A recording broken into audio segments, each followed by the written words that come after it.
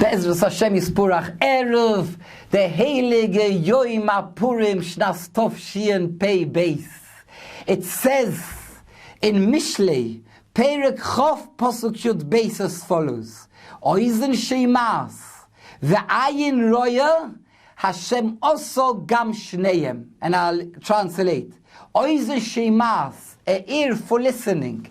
V'ayin Roya, a eyes for watching. Hashem also gam shneim. Hashem created both these things. And the question is, why is Shlomo Melech only mentioning the eyes and the ears? Why Hashem creates well the nose and the mouth? So why does he mention Hashem also gam shneim, the eyes to look and the ears to listen? So the answer is, as the Rav in Shabin, he once explained as follows, a beautiful idea, that sometimes there are miracles that are called open miracles. Miracles that you can see a miracle took place over here. For example, by Hanukkah. Hanukkah, we were able to see that one jug of oil that can last for 1 day, can last for 8 days. That's a miracle, an open miracle which we can see. And same too, an army of 13 people can overcome all the Yevonim as well, an open miracle. But sometimes there's a miracle which you don't see. But if you listen to the story from the beginning, until the end, then you will realize a great miracle took place.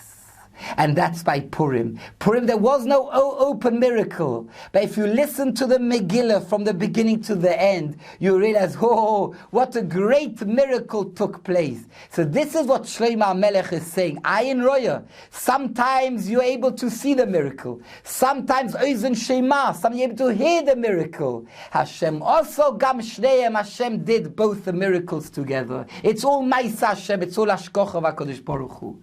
And we could go a step further between Hanukkah and Purim.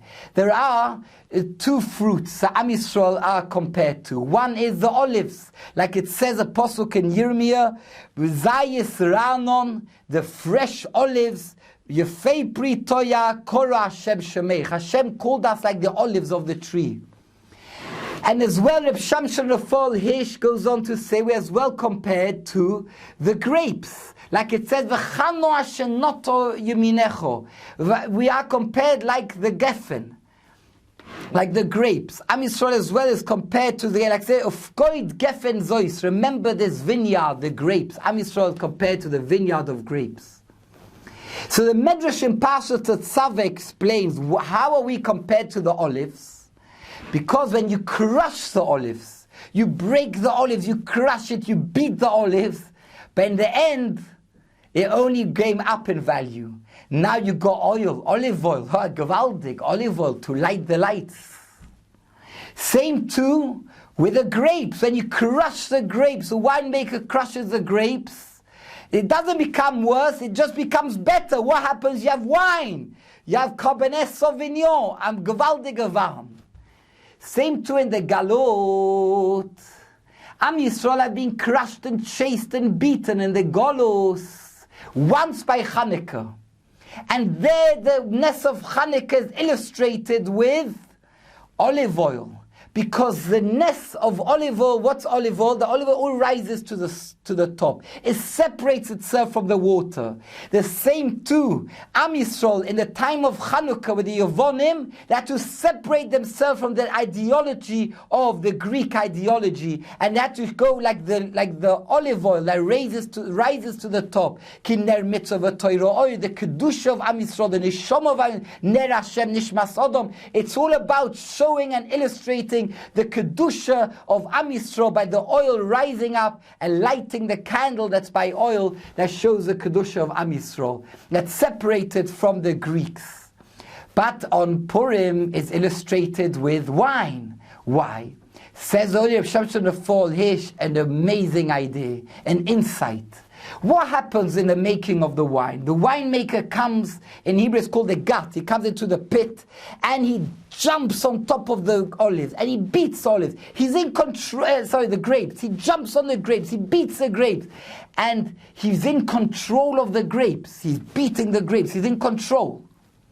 Afterwards, the winemaker, when there's finally the wine, he wants to taste the wine. Is it Merlot, Cabernet Sauvignon, another cup, and he's drinking as I get. And then he suddenly loses his focus. He starts getting dizzy. He can't walk. He has to sleep. What happened? The wine is in control of him. This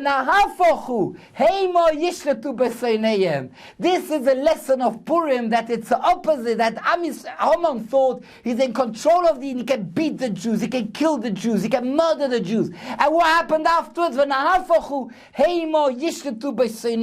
This is the most amazing thing we see in Purim, how it came the greatness.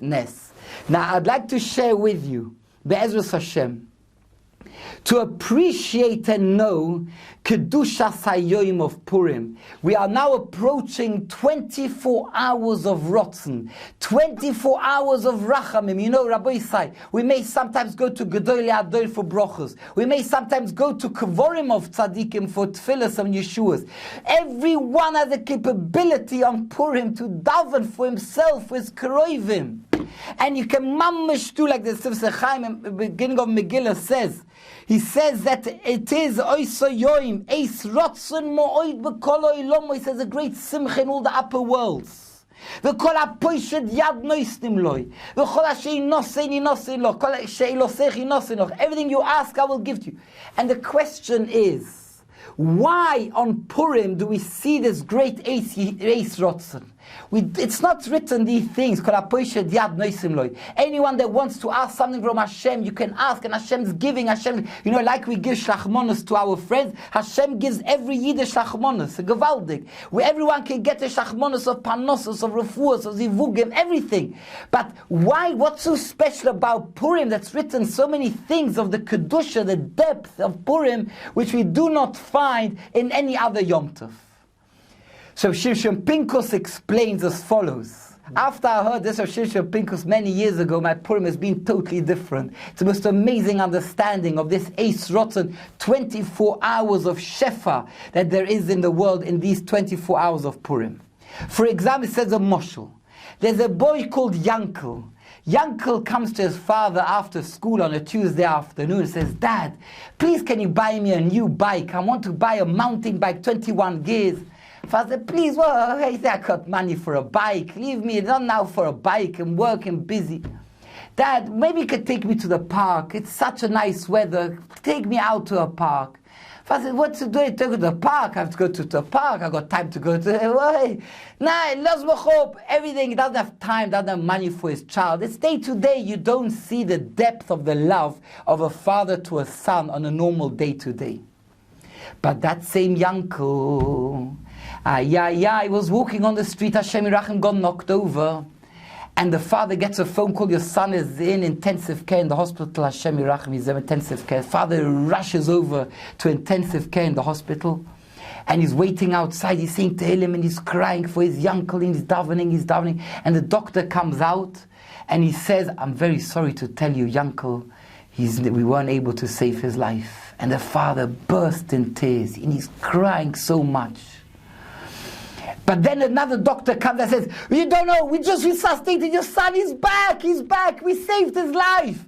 And the father comes in, he sees Yankel smiling, Yankel, you're back. And he takes him, and he kisses him, and he hugs him. And Yankel then, within the day, he already can get dressed, put on his couple, and he can then come home. And on the way home, Yankel tells his father, Dad, can you buy me a bike? What do you mean I get you a bike? It's the best bike in the shop. Dad, will you take me to the park? Of course, I'll take you to a barbecue in the park. It's going to be the most amazing day. We're going to do everything you want. The Harav is without limits because he almost lost his son.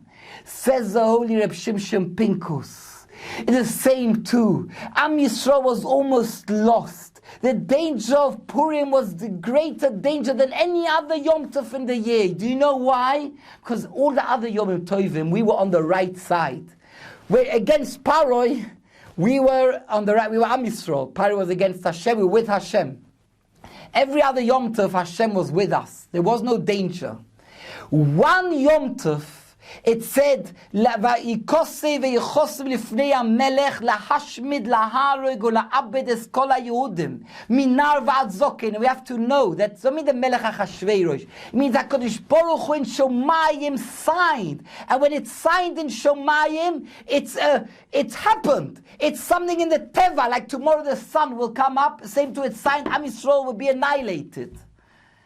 So there was the greatest danger. There will not be Am Yisrael. In the Teva, in the Metziot, there was no Am Yisrael. No more future to Am Yisrael.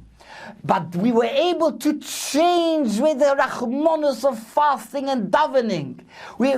To come back to Hashem. To break this Gezerah that would have been coming. And Am Yisrael is back. The immense love Hashem has to Am Yisrael. We were almost lost.